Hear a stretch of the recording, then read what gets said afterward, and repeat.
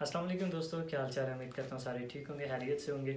आज की जो मेरी वीडियो है ये स्टडी वीज़ा के मतलब है, क्योंकि काफ़ी ज़्यादा ऐसे मेरे दोस्त हैं जिन्होंने मुझसे पर्सनली कॉन्टेक्ट किया है कि स्टडी वीज़ा के बारे में इंफॉर्मेशन चाहिए। तो आज के वीडियो में हम दो चीज़ों को डिस्कस करेंगे। सबसे पहले कि स्टडी वीज़ा आपने कैसे लेना है बगैर किसी ट्रैवल एजेंट के, और सेकेंडली अगर आपके पास स्टडी वीज़ा है तो उसको आपने वर्क परमिट या फिर परमानेंट वीज़ा उसमें कैसे चेंज करना है। सबसे पहले हम बात करेंगे स्टडी वीज़ा आपने कैसे अप्लाई करना है। तो जैसे आपको पता होगा कि पाकिस्तान में काफ़ी ज़्यादा इस वक्त ट्रैवल एजेंट्स मौजूद हैं, तो आपने उनसे कोई भी कॉन्टैक्ट करने की आपको ज़रूरत नहीं, आप खुद अपने घर बैठे अप्लाई कर सकते हैं। सबसे पहले इसके लिए आपको यूनिवर्सिटी सर्च करना पड़ेगी।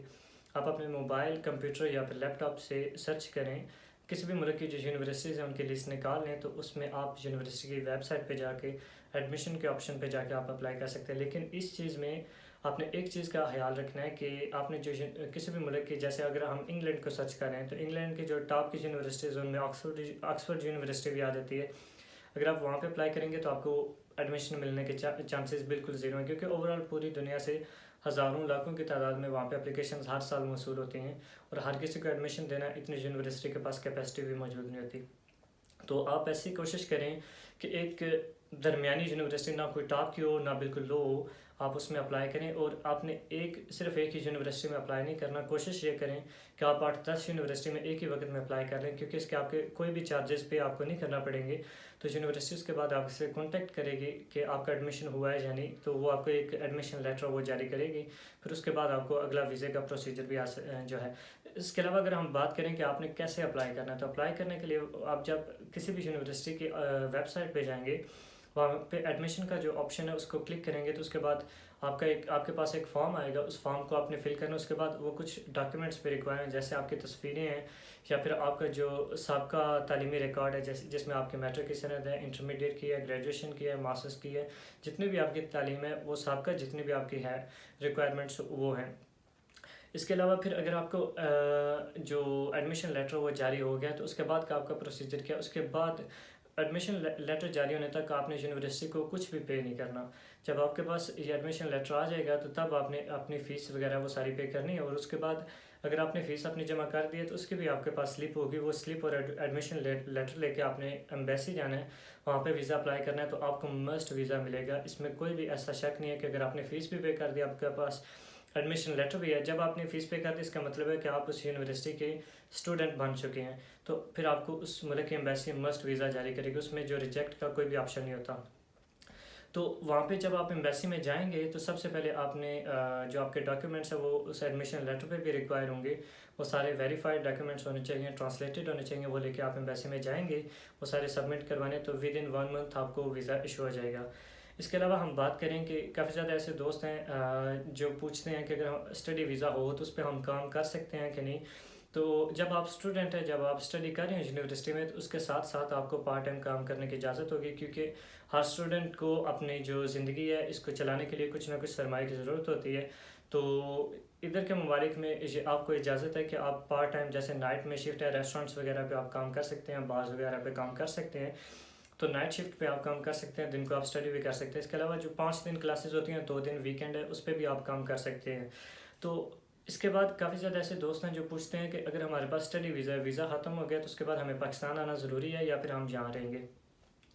तो मेरे ऐसे काफ़ी ज़्यादा जानने वाले दोस्त हैं। लाहौर से नासिर भाई, उनको मैं जानता हूँ, वो भी स्टडी वीज़ा पे आए थे, लेकिन अभी वो इधर परमानेंटली रह रहे हैं। लिबिन मैथ्यू हैं इंडिया से, वो भी मेरे दोस्त हैं, मेरे कोलीग भी रहे हैं, मेरे साथ काम करते थे, तो वो भी अभी परमानेंटली इधर फ्रांस में ही हैं। तो इसका कुछ प्रोसीजर ये है कि जब आप स्टूडेंट होते हैं तो यहाँ पे आपको क्या सीजोर मिलता है आपको। तो ज़रूरी नहीं है कि जब आपकी स्टडी ख़त्म होगी अगले दिन आपका सीजोर भी ख़त्म हो रहा है, नहीं, वो वैलिड होता है 6 महीने के लिए, साल के लिए, 2 साल के लिए। क्योंकि अक्सर लोगों को 5 साल का मिलता है, पहले 1 साल का, फिर 5 साल का। तो ऐसे करके जब आपकी स्टडी फॉर एग्जांपल पहले 4 साल में ख़त्म होगी, तो आपके पास पहले 1 साल का जो सिजोर थी, उसके बाद फिर आपको 5 साल की मिली, मतलब कि आपके पास 6 साल का सिजोर है। तो 4 साल में आपकी स्टडी कंप्लीट होगी, आपके पास 2 साल मौजूद हैं। उन 2 सालों में आपने कोई फुल काम है जो यहाँ पे 35 आवर्स हैं, जो 35 घंटे हफ्ते में आपने काम करना है, तो उसके ऊपर अगर आप फुल जॉब कर रहे हैं, फुल टाइम जॉब कर रहे हैं, तो आप जब आपकी स्टडी खत्म होगी तो आप काम करना तो स्टार्ट कर देंगे, क्योंकि आपको 30, फिर आपको पार्ट टाइम नहीं 35 आवर काम करने की इजाज़त होगी।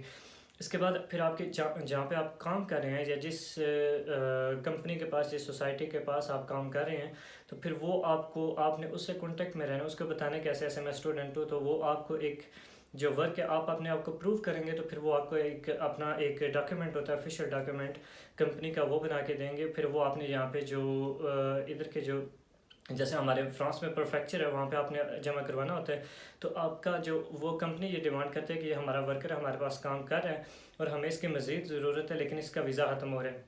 तो फिर यहाँ की जो एम्बेसीज हैं, जहाँ पे जो दफातर हैं, वो आपका वीज़ा जो वो एक्सटेंड कर देते हैं और उसको आपको स्टडी वीज़े को जो नेक्स्ट आपको सिक्योर मिलेगी वो वर्क परमिट में चेंज हो जाएगी।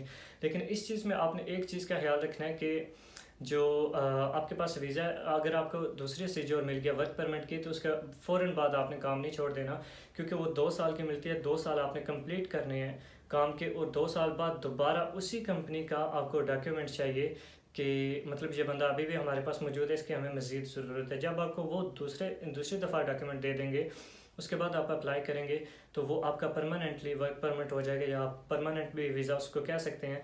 उसके बाद ये मजबूरी नहीं है कि आप उसी कंपनी के साथ ही काम करें, आप अपना काम छोड़ के वहाँ से किसी भी और जगह पे काम कर सकते हैं, अपना नया काम अप्लाई कर सकते हैं। फिर आपके कुछ लैंग्वेज टेस्ट हैं, वो लैंग्वेज टेस्ट दे के आप नेशनलिटी के लिए भी अप्लाई कर सकते हैं। इसके अलावा एक और तरीका है, वो ये है कि शादी, जो मैरिज वीज़ा होता है, काफ़ी ऐसे ज़्यादा स्टूडेंट्स हैं जो यूनिवर्सिटीज़ में पढ़ रहे होते हैं और यूनिवर्सिटी लाइफ में या यूनिवर्सिटी के फ़ौरन बाद शादी कर लेते हैं, तो उनको भी ये वीज़ा इशू हो जाता है। तो ये थी आज की वीडियो, उम्मीद करता हूँ आप सबको अच्छी लगी होगी। तो इसके अलावा अगर आप सब में से, भाइयों में से किसी का भी कोई भी सवाल है, तो आप अपने कमेंट बॉक्स में मुझे सेंड कर दें। इंशाल्लाह आने वाली वीडियो में मैं आपको उसका मस्त जवाब दूंगा। इसके अलावा कोई ऐसा भाई जिसको इशू हो रहा है या अप्लाई करने में कोई प्रॉब्लम पेश आ रही है, तो वो भी कमेंट कर दें, क्योंकि मेरे एक ऐसे जानने वाले हैं, वो आपको सारा गाइड करेंगे और आपकी जितनी हेल्प हो सकती है अप्लाई करने में या डॉक्यूमेंट स्टडी करने में, तो मैं आपका उनसे कॉन्टेक्ट करवा सकता हूँ। तो आप उनके साथ मिलकर आप अपना अप्लाई कर सकते हैं। उम्मीद करता हूँ ये वीडियो आपको अच्छी लगी होगी। तो बराए मेहरबानी मेरे चैनल को ज़रूर सब्सक्राइब कीजिएगा। तब तक के लिए इजाज़त दीजिएगा। अल्लाह हाफिज़।